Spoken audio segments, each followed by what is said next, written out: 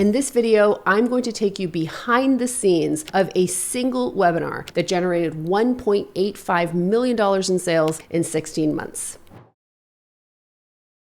If there were ever a time to add webinars and workshops into your overall sales and marketing mix, it is in 2025. The reason is that buyers have changed. The marketplace, no matter what industry you are in, is changing. Consumers are changing, and we really need to invest more time and energy in building trust with our leads and our prospects. So there's really 4 big levers at play here. So the first is that we've officially entered into a trust recession. Indices and metrics that measure trust are finding that globally, trust is at an all-time low. People just do not trust one another. And so if you have something to offer the world, overcoming that trust recession is going to be really important for you. The second thing that we're experiencing is the rise of the empowered buyer. Now, the reality is that buyers have been empowered for a long time, but in the age of Google reviews, user-generated content, Yelp, all of these different ways in which buyers can access information about you and your offerings long before they ever engage in your sales process. In fact, recent research has uncovered that by the time you figure out that they are actually considering buying from you, they're 90% of the way through the buying process. The third big lever here is something called ZMOT. And so ZMOT refers to zero moment of truth. And this is basically the moment in which somebody decides that they're going to do business with you and your company. What Google discovered is that on average, people need 7 hours of consuming your content across 11 different touch points and 4 different channels, which brings us to the fourth big lever here, which is that in 2025, you want to think about maximizing your bingeability. People need to consume you teaching, you training. How are they going to do that? And how are you going to serve that up to them? How are you going to make it possible for people to consume 7 hours of your content? Well, a really well-constructed workshop or webinar can knock 1 to 2 hours off your ZMOT journey. So it's really, really powerful. So those are sort of the 4 big levers that are really shaping sales and marketing in 2025. You're going to need to be prepared for them. And so what I wanted to do in today's episode is really present a mini case study for you to consider. And I wanted to make it as useful as I can without overwhelming you, and also kind of set up that if you'd like more, I'll kind of show you how to do that. So what I'm doing today is breaking down, taking you a bit behind the scenes of a single webinar that I did. And it's a very humble webinar, and you can actually go and see it on our YouTube channel. But this webinar, we can directly trace 1.85 million in sales to this webinar over a 16-month period. So what I'll do is kind of give you a bit of a breakdown of the webinar, tell you where to go and find it. I'll tell you what it's not. And then I'm going to present a 3-step checklist about what made this workshop so successful. Now, I know if you looked up tips for creating great sales webinars, you're going to see there's a lot of information online about this. So what I wanted to do with this episode is really outline a few different nuances that I think are critical to turning your webinar into a money-making machine. These are advanced, so it's not your basic kind of webinar stuff, i.e. know your ideal client avatar kind of stuff. We know you're beyond that. But if you would actually like to take some time out of your day and to actually develop a webinar that you can use to generate clients, I invite you to join me for a free webinar I'll be hosting later this month, or depending when you're listening to it, I'll give you the date when you reach out to me. This webinar is called the 1-Hour Corporate Client Generator. Specifically, I'm going to show you how to create a 1-hour workshop that you can use to attract corporate B2B nonprofit clients. But if you are selling B2C and you have an imagination and you're capable of extrapolating, you will be able to use a lot of the principles that I teach here for your clients. All you need to do if you'd like to get details and join us, it's totally free, is message me, reach out to me at Eleanor Beaton on Instagram or LinkedIn. Tell me you heard this episode and you'd like to get details on the webinar, and I'll send you the details. All right, let's get started. The webinar that I'm going to reference today has the title, How to Scale from 6 to 7 Figures with the Joule Business Accelerator. If you go to my YouTube channel, you just look up Eleanor Beaton on YouTube and you hit my channel, the main video, like the first video that's going to pop up, I think on autoplay, is this webinar. So you can actually go and watch it and get a sense for some of the behind the scenes things that I'm sharing with you right here. So this is not a high-tech fancy webinar. Yes, I had a graphic designer do my slides. They look very pretty. I look hot as always, but it's not super high-tech or fancy. I am not super glamorous. It's a very simple setup here in my own kind of studio, and it's not short.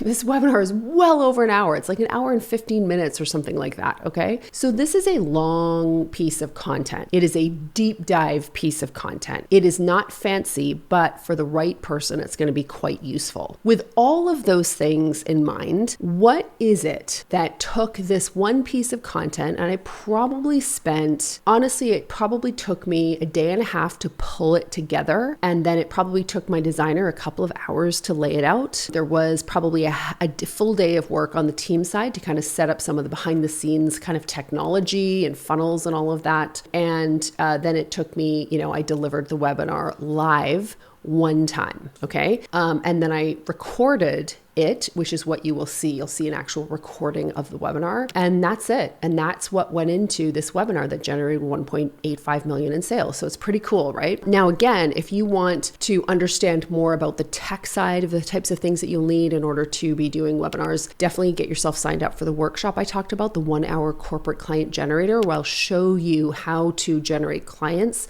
with a 1 hour workshop. I identified 3 advanced nuances that really make this webinar work. So the first thing is the title sets up a clear learning outcome, and the title also sets up the sale. The title, again, is How to Scale from 6 to 7 Figures in the Jewel Business Accelerator. And that is a very strategic title because it does 2 things. So number 1, it is showing you a clear learning outcome. So what I'm doing is I'm saying, hey, if you want to scale from 6 to 7 figures, so that's going to be relevant to women business owners who want to scale from 6 to 7 figures, I'm going to show you how to do that inside the Jewel Business Accelerator.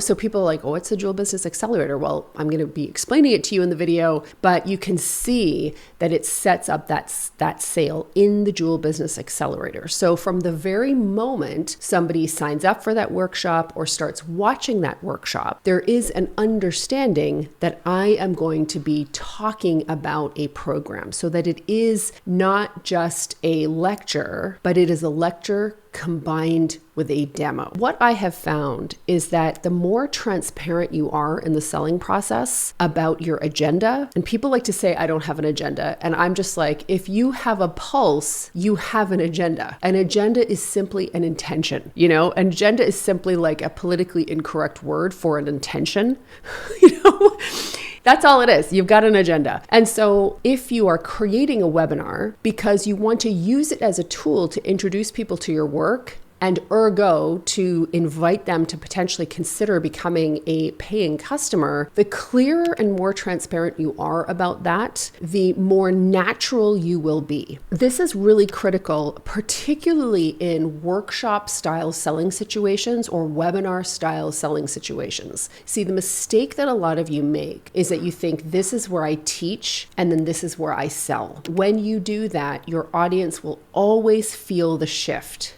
because you're moving from one identity to another. And remember, integrity is about wholeness. And when you are very clear with yourself and with others, hey, I value my time. I'm going to really create a great workshop training here. And I'm also going to be making an invitation for you to come and join us to potentially be a client. If you don't want to, no problem. But I am in integrity with my intention, right? This is key. And when you do this, you become much more effective as a salesperson. Because of that transparency, you are able to build trust much more effectively with your audience. So if you come to any workshop I do, I'll always really, kind of open up by being very transparent about the fact that I'm going to be teaching at a very high level, but I will also be making an offer to do X, Y, Z. So for instance, I'm creating this piece of content, but I'm also saying, and like I'm sort of debriefing a webinar and why it worked. And if you actually want to create a webinar with me, take 2 hours and create a webinar that can help you generate leads and sales, I'd love to do that together, would love to help you. And who better to teach you than me? And come and join me on the webinar. Just send me a message on Instagram or LinkedIn. The clearer you are about the learning outcome, the easier the sale will be for you. And you also want ideally for your title to set up the sale. And sometimes the easiest way to do that is by just including your product name in it. So for instance, I'm thinking about this tool that I use to record my video podcast and YouTube channel. It's called OBS. So it could be something like how to create a top 0.5% podcast with the help of the OBS video operating system. Let's say something like that. And so if I were selling for OBS, I might create a simple 5-minute video with that title. So people know, yes, I'm going to be sharing some secrets about creating a top 0.5% podcast with the help of this tool. So that would be an application of the insight I've just shared with you. That is a lesson that I would have you think about. How might you be even more transparent about both a specific learning outcome, but also really clear in the title of what you're doing that you are going to demo, or like seeding the name of the thing that it is that you ultimately want to sell. That's one of the reasons that this works so well, because an ounce of pre-framing is worth a pound of managing expectations after the fact. A lot of success in sales is about controlling the frame. By choosing a title like that, I'm controlling the frame. That's what you want to do too. The second piece that has made this piece of content so effective is that it knows its place in the sales funnel. So again, this is, for some of you, this is going to feel very obvious. For some of you, this may be a little over your head. But when you think about the sales funnel, these are the steps through which someone goes from being like a lead to an actual customer or client. As they progressively move through that cycle, the way that you communicate with them and the type of content you share with them shifts and changes. There's a key piece in the sales funnel where what you're really trying to do is to clearly state who something is for and who it's not for. Everything in my kind of sales and marketing reality shifted when I finally grasped the fact and believed the fact that no, I'm not for everyone. And so my sales process isn't about putting on jazz hands and showing people why I'm so awesome and why they should choose me. I can allow marketing to do that. But the sales process is around disqualifying people who would not benefit from working with me. They are not a match. They're not a fit, right? So when you think about this process of disqualification, that's something that's going to happen usually in the middle of your funnel and later on in your sales funnel as they become closer to decision point. It's a little bit like if I went around trying to disqualify people at the lead generation stage, it's like, you're not my people, you're not my people, and you're going around saying that, you're not going to generate any leads, right? You're just going to completely repel. And that's not necessarily the way in which you want to repel and the place in which you want to do it. So the webinar knows its place in the sales funnel. This is not a lead generation webinar, because even if you think about the name, how to scale from 6 to 7 figures with the Jewel Business Accelerator. Resonance is very important in the buying process, especially with new leads. If they didn't get what is the Jewel Business Accelerator, it's going to be just unfamiliar enough for them to opt themselves out. So yes, having this webinar up on my YouTube channel, for sure people may opt in, but this webinar is actually much